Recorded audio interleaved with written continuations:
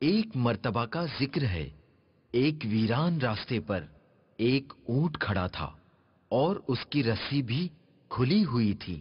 اسی راستے سے ایک چوہے کا گزر ہوا۔ اس نے جب دیکھا کہ ایک اونٹ کھڑا ہے اور اس کے گلے میں رسی ہے اور وہ کہیں بندھی ہوئی بھی نہیں، نہ جانے چوہے کو کیا سوجھی۔ چوہا بڑے فخر سے آگے بڑھا اور اونٹ کی رسی اٹھا لی۔ اب منظر کچھ ایسا تھا کہ چوہا رسی اپنے منہ میں تھامے آگے آگے اور اونٹ چوہے کے پیچھے پیچھے۔ چوہے کی چال ڈھال میں بڑا تکبر تھا۔ چوہا دل ہی دل میں اپنے اس کارنامے پر بہت خوش تھا کہ اتنے لمبے اور بڑے جانور کو میں اپنے پیچھے پیچھے گھما رہا ہوں۔ ہاں ہاں ہاں ہاں، دیکھا، اتنے لمبے اور بڑے جانور کو میں اپنے پیچھے پیچھے گھما رہا ہوں۔ اونٹ سمجھ گیا، چھوٹے سے جانور، تو کس قدر خوش فہمی کا شکار ہے، بس تھوڑی دیر صبر تو کر۔ چوہا اور اونٹ ایک ندی کے کنارے پہنچ گئے۔ ندی دیکھ کر تو چوہا ڈر گیا، چلتے چلتے رک گیا۔ اونٹ رکا اور چوہے سے مخاطب ہوا، اے میرے رہبر، خیریت، آپ رک گئے؟ پیارے مدنی منو، پتا ہے پھر کیا ہوا؟ چوہا جو پہلے تو بہت تکبر و فخر سے چل رہا تھا، اب ندی کے بہتے پانی اور گہرائی کو دیکھ کر تو اس کی حالت ہی غیر ہو گئی۔ اونٹ نے ہنسی چھپاتے ہوئے کہا، ڈر کیوں گئے ہو؟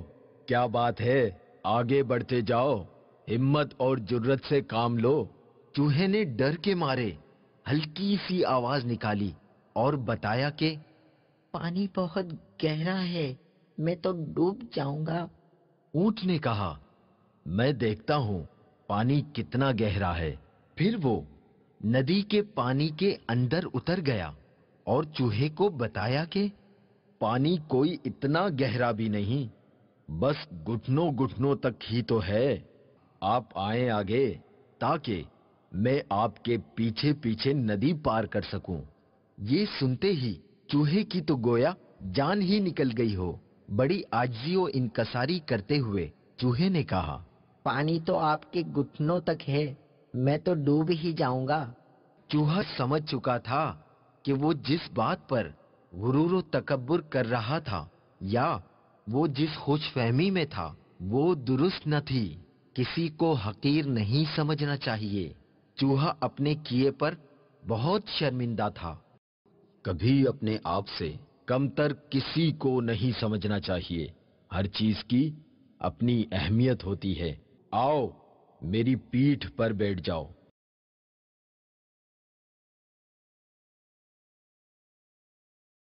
چوہے کی یہ حالت دیکھ کر اونٹ نے چوہے کو اپنی کوہان پر بٹھا لیا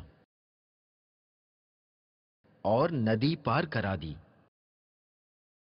پیارے مدنی منو، دیکھا، جو دوسروں کو حقیر سمجھتے ہیں انہیں شرمندگی کا سامنا کرنا پڑتا ہے۔ ہمیں چاہیے کہ ہم کسی کو حقیر نہ جانیں۔ تو پیارے مدنی منو، آپ نیت کرتے ہیں نا کہ آئندہ کسی کو حقیر نہیں سمجھیں گے؟